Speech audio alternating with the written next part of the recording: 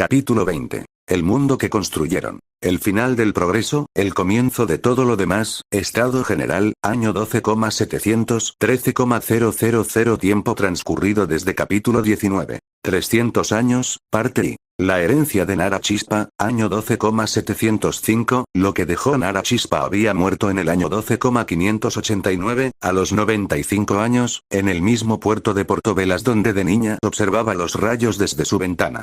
Sus últimas palabras registradas, dictadas a su asistente 3 días antes de morir, eran una entrada de trabajo. El carbón arde. El aceite arde. La madera arde. Todo arde porque la materia contiene energía que libera al combinarse con el oxígeno. Pero hay algo anterior a eso. Algo más profundo que el ardor. La materia misma contiene energía antes de arder. Antes de calentarse. Antes de cualquier reacción. En su núcleo más íntimo no sé cómo sacarla. Pero sé que está ahí el que lo descubra después de mí, si lee esto. No tengas miedo. La energía que buscas es la más real de todas. No la inventó nadie. Solo esperaba que la encontraran. Esa entrada circuló por todas las casas del saber del planeta en menos de un año. 1200 científicos la leyeron. 180 la tomaron como programa de investigación. 12 de ellos pasaron el resto de sus vidas buscando lo que Nara no había podido encontrar.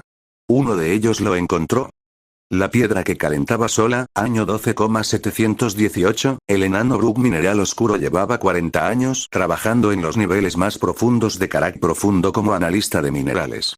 No era un físico teórico. No era un mago. Era alguien que había pasado 4 décadas mirando rocas con más atención que casi nadie en la historia. En el año 12,718, catalogando una sección nueva de excavación a nivel 52, encontró un mineral que no reconocía. Era denso. Gris oscuro con vetas azuladas. Y estaba caliente. No porque hubiera magma cerca, la zona era geológicamente fría. No porque la fricción de la excavación lo hubiera calentado, llevaba caliente cuando lo descubrieron, antes de que ninguna herramienta lo tocara. Brook lo midió. 23 grados más caliente que la roca circundante. De manera consistente. Sin variación. Lo llevó a superficie. Siguió caliente. Lo dejó en su escritorio. 12 horas después, seguía caliente. Lo dejó durante una semana. Caliente. Un mes. Caliente. Ni un grado menos. Brook escribió al Instituto de Energía Natural con la descripción y una pregunta. ¿Por qué un mineral produce calor constante sin ninguna reacción química observable? ¿De dónde viene esa energía? La respuesta tardó 3 semanas. La firmaban 8 científicos del instituto, incluyendo la física humana Dara Nucleofría, nieta intelectual de Nara Chispa, que había estudiado su trabajo desde los 12 años. No lo sabemos. Venga con el mineral. El átomo que contenía un sol, años 12,720, 12,748, lo que encontró Dara Nucleofría cuando analizó el mineral de Brook fue la respuesta a la última pregunta de Nara Chispa. La materia no era solo la suma de sus partes visibles. En el núcleo de cada átomo, la unidad más pequeña de cualquier elemento, había una fuerza que mantenía unidas esas partículas internas con una intensidad que no tenía equivalente en ningún otro fenómeno conocido. Y algunos átomos, los de ciertos elementos pesados específicos, eran inestables. Su núcleo se desintegró muy lentamente de manera espontánea, liberando en ese proceso cantidades infinitesimales de energía. Millones de átomos desintegrándose por segundo, en el mineral de Brook, producían calor constante y medible. Energía del núcleo del átomo Dara trabajó durante 28 años para entender el mecanismo completamente. No lo hizo sola, el instituto creció alrededor del problema. En el año 12,748, había 340 científicos de las 3 razas trabajando en lo que habían llamado física nuclear. Lo que descubrieron era esto. Si en lugar de esperar a que los átomos se desintegraran solo se podía provocar esa desintegración de manera controlada, golpeando el núcleo de un átomo con una partícula específica a la velocidad correcta, el núcleo se partía. Y cuando se partía, liberaba no solo la energía de ese átomo, sino partículas que iban a partir otros átomos, que liberaban más energía y más partículas, que partían más átomos. Una reacción en cadena. Controlada, esa reacción era energía. Incontrolada, era otra cosa completamente. Algo que Dara comprendió desde el principio y sobre lo que fue absolutamente honesta. Lo que hemos encontrado, dijo ante el instituto en el año 12,748, es la fuente de energía más densa que existe en el universo normal. Una cantidad de material del tamaño de mi puño puede producir más energía que todas las plantas geotérmicas del continente sur juntas durante un año. Silencio en la sala. También puede, si se libera de manera incontrolada, destruir una ciudad. El silencio se volvió diferente. Más pesado. Dara continuó. Por eso no vamos a seguir adelante sin hablar primero con el Consejo Tripartito. Y con Celestia. La conversación que determinó el futuro Celestia había estado siguiendo el trabajo del Instituto de Energía Nuclear, como el campo había empezado a llamarse, con la misma atención con que había seguido el trabajo de Nara Chispa 70 años antes. Cuando Dara solicitó una audiencia con el avatar del planeta, Celestia apareció en la sala del instituto en menos de una hora. Se sentó. Miró a Dara y a los 340 científicos reunidos. Y esperó. Dara explicó todo. La física nuclear. El mineral de Brook. La reacción en cadena. El potencial energético. Y el potencial destructivo. Celestia escuchó sin interrumpir. Cuando Dara terminó, el planeta guardó silencio durante 30 segundos. En escala humana, 30 segundos de silencio de Celestia se sentían como mucho más. Luego habló. Hace 250 años, una joven de 17 años que observaba rayos desde su ventana empezó a hacerse preguntas que nadie había hecho de esa manera antes. Lo que encontró cambió el mundo. Nadie interrumpió. Lo que vosotros habéis encontrado es más grande que eso. Y más peligroso. Eso es cierto. Hay energías en el universo que pueden construir o destruir según la intención y el cuidado de quien las usa. Miró a Dara directamente. ¿Puedes construir un sistema que controle la reacción sin fallos? No todavía, respondió Dara sin vacilar. Todavía no sabemos suficiente. ¿Cuánto tiempo para saber lo suficiente? 50 años. Quizás 100. ¿Con qué condiciones de seguridad durante ese proceso? Instalaciones aisladas. Equipos pequeños. Ningún experimento en zonas pobladas hasta tener control demostrado. Protocolo de emergencia que detenga la reacción en menos de un segundo si algo falla. Celestia asintió. Hacedlo así. Una pausa. Y una cosa más. Dara esperó. Cuando lo tengáis, la energía que produce será para todos. No para quien pueda pagarla. No para quien gane la guerra o controle el territorio. Para todos. Esa es mi única condición. Dara miró al planeta durante un momento. Esa era nuestra intención desde el principio, dijo. Lo sé, respondió Celestia. Por eso os lo permito. Parte segundo. La era nuclear y lo que vino con ella, años 12,750, 12,850, 100 años que cambiaron todo el desarrollo de la energía nuclear controlada, tardó exactamente 83 años. No porque los científicos fueran lentos. Sino porque Dara Núcleo Fría era quien era, alguien que no avanzaba un paso sin entender completamente el que había dado antes. En el año 12,831, en una instalación de pruebas en una isla deshabitada del Océano Occidental, con el Consejo Tripartito presente, con el avatar de Celestia en el horizonte marino, con 400 científicos en búnkeres de adamantio estelar a distancia segura, el primer reactor nuclear de Celestia entró en operación. Era del tamaño de un edificio mediano. Contenía material fisionable en cámaras selladas de adamantio estelar. Sistemas de refrigeración de triple redundancia. Varas de control que podían detener la reacción en cadena en 0,3 segundos. Producía energía equivalente a 200 plantas geotérmicas. Sin combustible externo. Sin sol necesario. Sin viento. Sin nada más que el mineral de Brook y los principios que Dara había tardado 80 años en dominar. Cuando los instrumentos confirmaron que la reacción era estable y controlada, Dara, ahora con 114 años, encorvada pero lúcida, con ojos que habían visto más física que nadie en Celestia, dijo 3 palabras. Nara tenía razón. Y luego se sentó porque sus piernas ya no sostenían el peso de ese momento. La electricidad para todos, año 12,850 con reactores nucleares como fuente, el problema de la energía dejó de ser un problema. No de un día para otro. Las infraestructuras tardaban décadas en construirse. Había zonas remotas donde llegar la red eléctrica requería décadas de ingeniería.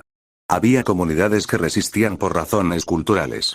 Había accidentes menores durante la expansión que generaban debate y reforzaban los protocolos de seguridad. Pero en el año 12,850, el mapa energético de Celestia era fundamentalmente diferente al de 100 años antes. El 91% de la población tenía acceso a electricidad de red. El 78% de esa electricidad venía de reactores nucleares. El resto venía de geotérmica, solar, eólica, todas las fuentes desarrolladas en los capítulos anteriores, que seguían siendo útiles y seguían siendo parte del sistema.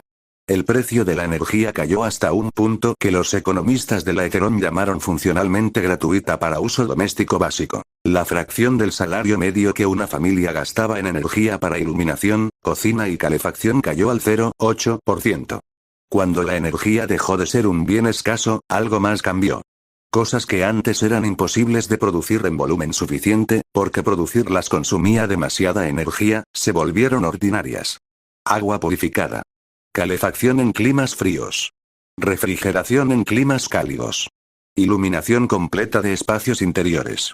Instrumentos médicos que requerían corriente constante. Máquinas de cálculo que necesitaban alimentación ininterrumpida. Las máquinas que pensaban, año 12,820, 12,900 paralelo al desarrollo nuclear, algo diferente estaba ocurriendo en los laboratorios de matemática del Instituto de Energía Natural y las academias asociadas. Los científicos que estudiaban corriente eléctrica habían descubierto algo útil. La corriente podía representar información de manera binaria. ¿Hay corriente o no hay corriente? 1 o 0. Presente o ausente.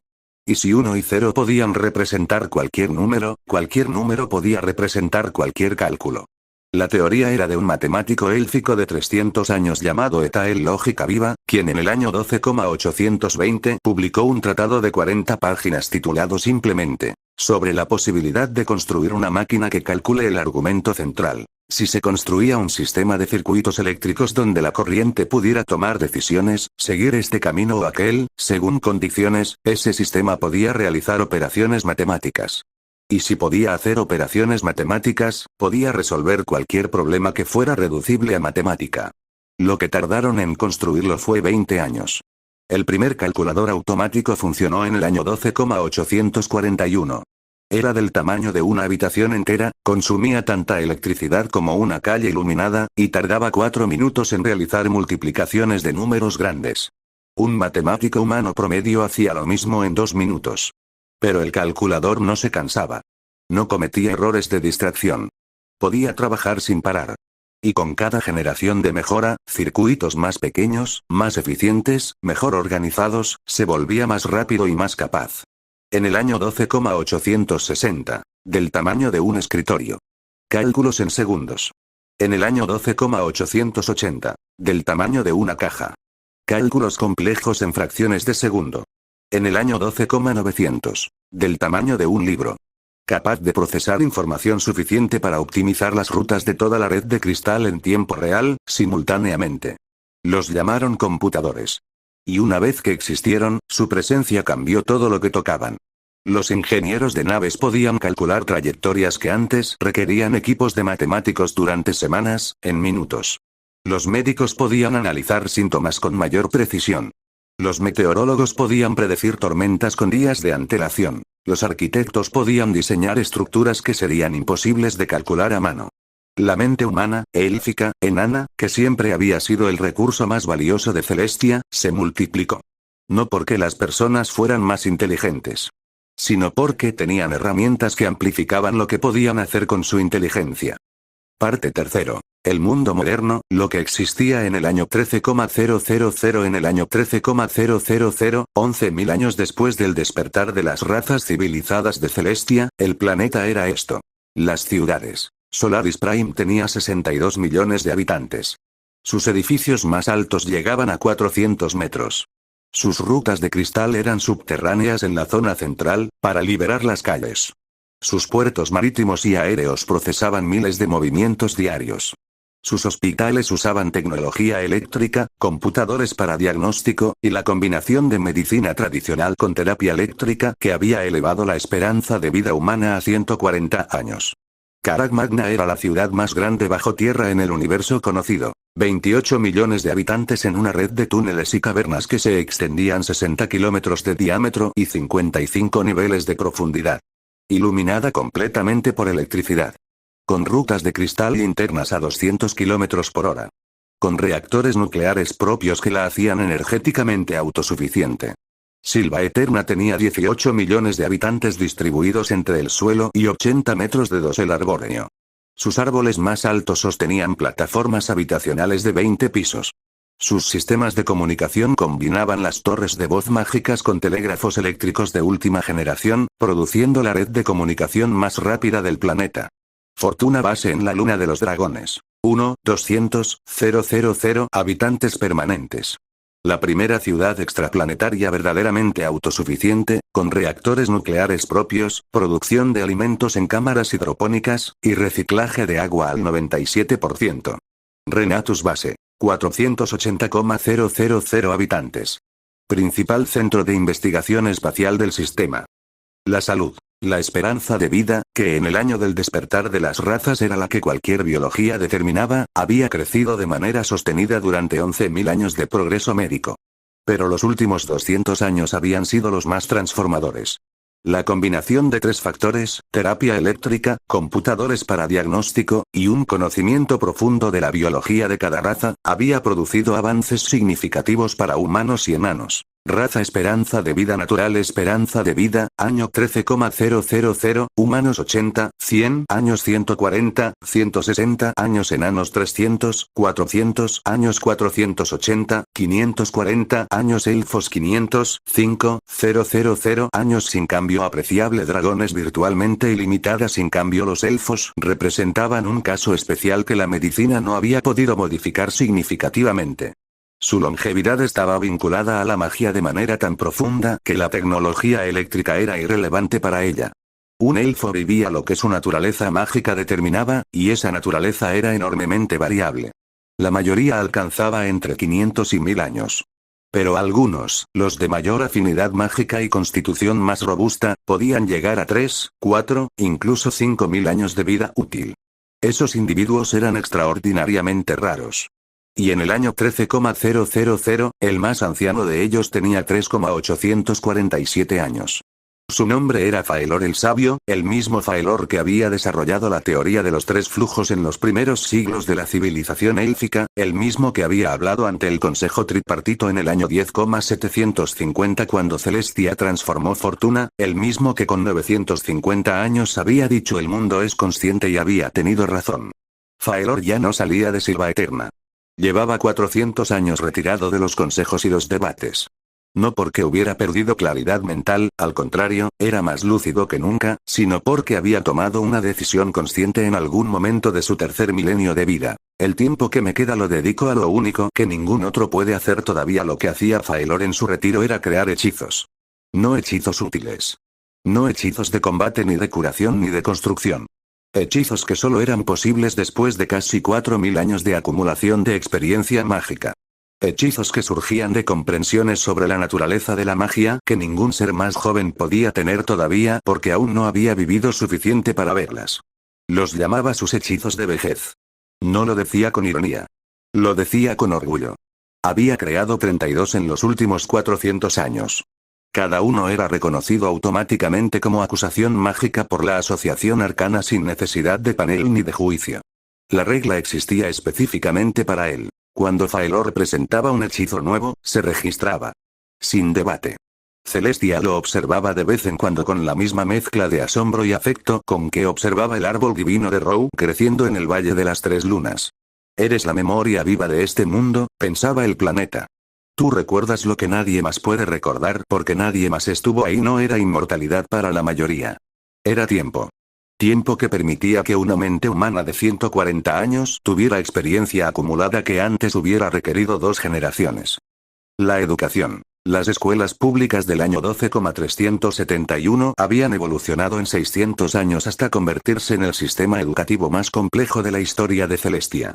12 años de educación básica obligatoria. 6 años de educación secundaria especializada opcional. Acceso universal a educación superior a través de un sistema de becas financiado por los impuestos de la Eterón. El 94% de la población adulta había completado educación básica. El 61% había completado educación secundaria. El 28% había accedido a educación superior en algún grado. Eso significaba que el mundo que existía en el año 13,000 era operado, en todos sus niveles, por personas que sabían leer, sabían hacer matemática, sabían ciencias básicas, y sabían suficiente historia de las razas para entender de dónde venían. El hijo de un minero enano tenía, en el año 13,000, acceso real a las mismas herramientas conceptuales que el hijo de un noble élfico. No el mismo dinero. No las mismas conexiones. Pero las mismas herramientas básicas para pensar. Eso nunca había sido cierto antes en toda la historia. El espacio. La flota espacial de Celestia en el año 13,000 era formidable para una civilización de su nivel, y brutalmente cara de mantener. Las naves no usaban reactores nucleares para propulsión. Ese error conceptual había sido clarificado en los primeros años del programa nuclear. Un reactor genera calor, que genera electricidad, que puede mover cosas en la superficie de un planeta. Pero la propulsión espacial requería empuje, masa expulsada a alta velocidad en dirección contraria al movimiento. Un reactor nuclear por sí solo no generaba ese empuje de ninguna manera eficiente en el vacío. Los cristales de ki del lago eterno seguían siendo insustituibles para la propulsión espacial. Concentraban energía mágica en cantidades que ninguna fuente tecnológica podía replicar para mover una nave contra la gravedad y a través del vacío. El problema seguía siendo el mismo de siempre. Cada cristal de propulsión costaba una fortuna. Cada nave requería cientos de ellos. Y en el espacio, cuando se agotaban, no había manera de recargarlos lejos del campo mágico del planeta. Lo que la energía nuclear y eléctrica sí habían cambiado para el programa espacial era todo lo demás. Los sistemas de soporte vital de las naves usaban electricidad. La calefacción, la iluminación, los computadores de navegación, los sistemas de reciclaje de agua y aire, todo eso era eléctrico, alimentado por celdas solares en el espacio cercano y por pequeños generadores nucleares compactos en las bases permanentes. La flota activa en el año 13,000. 12 naves activas de cristal de propulsión, de diversas generaciones, las más modernas podían alcanzar Fortuna en 14 horas y Renatus en 6 horas, más eficientes que el Eterno original pero fundamentalmente iguales en principio. Fortuna base. Ciudad permanente con reactor nuclear propio para energía de base, autosuficiente en electricidad, calefacción y operaciones. La propulsión de naves que salían desde Fortuna seguía requiriendo cristales enviados desde Celestia. Renatus base. Centro de investigación permanente. Misma dependencia de cristales para naves. Estación orbital Aeteron. Primera estructura construida completamente en el espacio, en órbita entre Celestia y Renatus. Funciona con energía solar eléctrica. Punto de transferencia y reabastecimiento de cristales para misiones más largas. Primera misión al cinturón exterior del sistema solar. Completada en el año 12,980 con la nave de cristal Horizonte Profundo, tripulación de 12 personas, duración 8 meses. Regresaron con datos geológicos de 3 asteroides y muestras de un cometa. Consumieron el 94% de sus cristales de propulsión en el viaje. El costo de esa misión al cinturón exterior equivalía a financiar las escuelas públicas de 2 continentes durante un año. No era sostenible en esa escala. Pero demostraba que era posible. El límite real del sistema solar, más allá de Titán, era técnicamente alcanzable pero económicamente prohibitivo con los recursos actuales. No porque faltara ingeniería, porque faltaban cristales, y los cristales costaban tiempo y dinero que un mundo de tipo 0,7 no podía dedicar libremente a exploración de largo alcance. Las estrellas ni siquiera entraban en el cálculo todavía. La magia y la tecnología, la convivencia, algo que nadie había planeado y que resultó ser uno de los desarrollos más interesantes de la era moderna. La magia y la tecnología no se habían reemplazado mutuamente. Se habían vuelto complementarias de maneras que ninguno de los fundadores del Instituto de Energía Natural había anticipado. Los computadores eléctricos calculaban trayectorias. Los magos de la Asociación Arcana usaban esas trayectorias para ajustar sus hechizos de propulsión con precisión milimétrica. El resultado era mejor que cualquiera de los dos por separado. Los reactores nucleares producían energía. Las runas de distribución enanas la canalizaban con eficiencia mayor que cualquier cable de cobre. El sistema combinado distribuía más energía, más lejos, con menos pérdida. Las perforadoras resonantes usaban cristales del lago eterno. Los computadores optimizaban en tiempo real el patrón de percusión para cada tipo de roca específico. La productividad minera en el año 13,000 era 40 veces la del año 12,350. Tessara Lunaris, que seguía viva, seguía siendo tejedora primordial, y tenía ahora 2,800 años, lo explicó ante la Academia de Investigación Mixta de Ciudad de la Unidad. La magia comprende el mundo desde adentro. La tecnología lo comprende desde afuera. Ambas comprensiones son verdaderas. Juntas son más verdaderas todavía. Nadie en la sala tenía argumentos en contra. Parte cuarto. Celestia hace balance, año 13,000, la cima del monte sin nombre. El avatar de Celestia estaba donde siempre iba cuando necesitaba pensar sin interrupciones. La cima del monte sin nombre, 12.000 metros sobre el nivel del mar, donde el aire era tan delgado que ningún mortal sin equipo especializado podía estar cómodo, y donde el cielo era de un azul tan oscuro que las estrellas eran visibles incluso de día. El planeta observó hacia abajo. Desde aquí podía ver la curvatura de su propia superficie. Podía ver la línea donde el continente norte encontraba el océano. Podía ver, si agudizaba su percepción, el brillo de Solaris Prime en la distancia como un destello de luz blanca amarilla. Observó su mundo. Año 13,000, pensó Celestia. 2000 años desde que Shin vino a avisarme del imperio glacial. 11.000 desde que las razas despertaron. Casi 13.000 desde que era un asteroide de 3 metros. ¿Qué somos ahora? Contó en silencio lo que había. 2.980.000.000 habitantes. Casi 3.000 millones. Humanos, elfos, enanos, híbridos, dragones. Todos en un planeta que había aprendido, lentamente y con dolor y con errores y con grandes victorias, a cuidarse mutuamente de maneras que habrían parecido utópicas 2000 años atrás. No perfectamente. Nunca perfectamente. Seguía habiendo desigualdad. Seguía habiendo conflictos. Seguía habiendo decisiones políticas que priorizaban el interés propio sobre el bien común. Seguía habiendo crimen, corrupción, prejuicio. Pero la escala de esos males había disminuido. La estructura del mundo había cambiado para que el piso fuera más alto. El piso de salud, de educación, de acceso a energía, de oportunidad básica. Cuando el piso sube, los que antes estarían en el suelo pueden llegar más lejos. Y mis hijos, pensó Celestia, han llegado lejos. El planeta pensó en los individuos. Drag Piedra Roja había muerto 40 años atrás, a los 380 años, habiendo ganado el gran torneo del puño eterno 23 veces. Nunca encontró a nadie que lo derrotara en combate. Sus técnicas de ki eran ahora materia de estudio en todos los santuarios del planeta. Su última entrada en el diario de entrenamiento, escrita el año de su muerte, decía: he pasado 300 años buscando a alguien que me supere. Nunca lo encontré aquí. Sé que existe en algún lugar del universo. Me habría gustado conocerlo. Celestia recordó esa entrada y sintió algo que no supo nombrar exactamente. Drac. Si supieras lo que existe ahí afuera. Si pudieras ver lo que yo veo desde aquí, pero quizás era mejor así. Quizás esa ignorancia te permitió ser exactamente lo que eras. El más fuerte de este mundo, en este tiempo, sin la sombra de lo que viene. Tessara Lunaris seguía viva. A 2,800 años seguía siendo tejedora primordial. Seguía estudiando. Había producido 7 acusaciones mágicas reconocidas por panel. La octava estaba en proceso.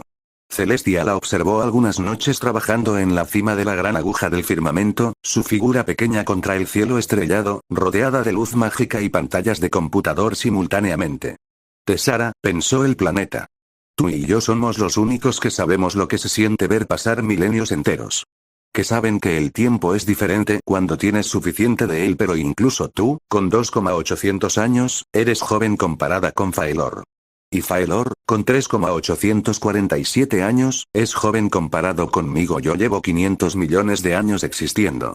Y ellos han llenado los últimos 11.000 de una manera que hace que el resto parezca vacío. ¿Qué cosa tan extraña es ser un planeta? Análisis final, año 13,000 población. 2.980.000.000 energía nuclear. 78% de generación eléctrica, geotérmica más solar más eólica. 22%, cobertura eléctrica. 97% de la población, precio energía doméstica básica. 0,8% del salario medio computadores.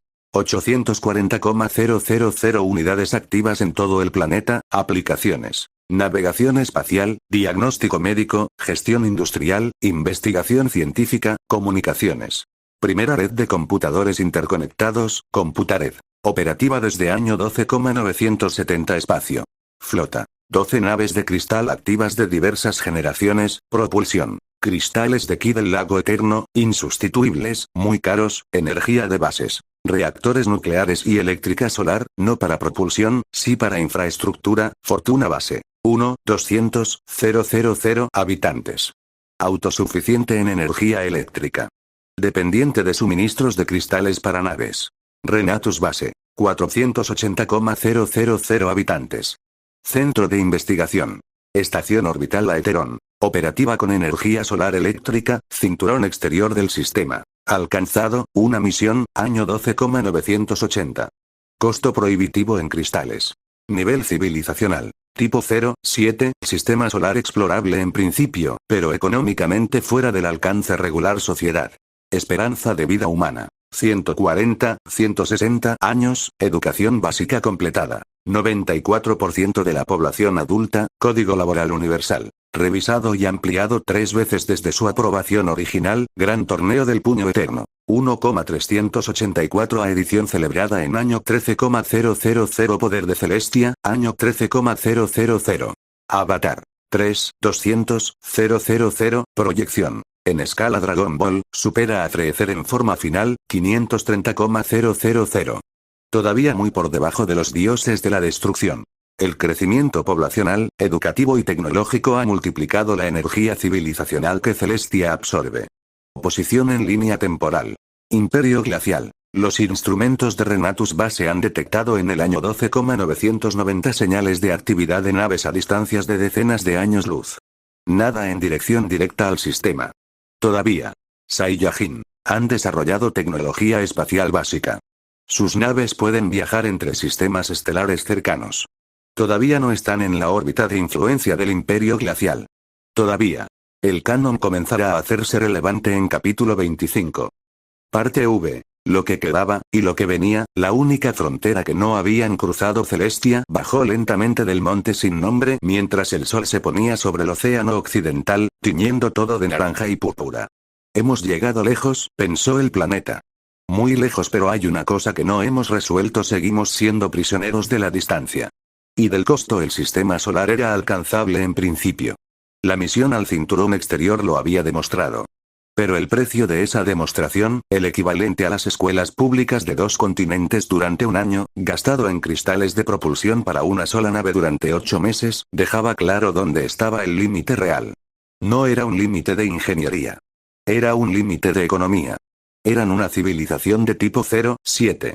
Eso significaba que podían hacer cosas extraordinarias de manera ocasional. No podían hacerlas de manera regular todavía. No tenían los recursos para sostener una exploración sistemática del sistema solar propio, mucho menos para pensar en lo que había más allá. Los reactores nucleares habían resuelto la energía en el planeta. Habían dado luz a 3.000 millones de personas. Pero en el espacio, sin la capacidad de generar empujes sin cristales mágicos, seguían siendo lo que siempre habían sido: viajeros muy capaces dentro de sus propios límites, y muy humildes fuera de ellos. Las estrellas ni siquiera entraban en el cálculo. La distancia entre el Sol Aeteron y la estrella más cercana requeriría, con la propulsión de cristal actual, décadas de viaje continuo consumiendo cristales que ninguna economía podía sustentar indefinidamente. ¿Qué necesitamos?, pensó Celestia. No más energía eléctrica. No más reactores. Eso ya lo tenemos y es extraordinario para lo que hace en Tierra. Necesitamos otra cosa. Algo que genere empuje en el vacío sin depender de cristales. Sin depender de mí. Nara Chispa lo dijo antes de morir. La energía está en el núcleo de la materia. Dara encontró la fisión. Pero la fisión genera calor. El calor genera electricidad. La electricidad no empuja una nave en el vacío de manera eficiente. ¿Qué hay más allá de la fisión? El planeta miró las estrellas que comenzaban a aparecer. En algún lugar entre esas luces estaba el Imperio glacial. En algún lugar estaba el planeta Vegeta con sus Saiyajin que comenzaban a mirar hacia las estrellas con la mirada hambrienta que caracterizaba a los guerreros que no han encontrado todavía un horizonte suficientemente lejano. Y aquí estoy yo, pensó Celestia. Un planeta que alguna vez fue un chico que murió comiendo un shuko en una feria de verano. Con 3.000 millones de hijos. Con naves que alcanzan el borde de mi sistema solar. Con una civilización que habría parecido mágica incluso a los héroes de los animes que tanto amaba en mi vida anterior. ¿Es suficiente? La respuesta llegó sola, como siempre llegaban las respuestas importantes. No lo sé. Pero es lo que tenemos. Y es mucho más de lo que había cuando empezamos, el resto depende de lo que sigan construyendo. El sol terminó de ponerse. Las estrellas llenaron el cielo. Celestia las observó durante un tiempo que en escala planetaria era un suspiro y en escala humana habría sido horas. Luego volvió a sentir el pulso de 3.000 millones de corazones latiendo en su superficie. Y sonrió internamente. Seguimos aquí.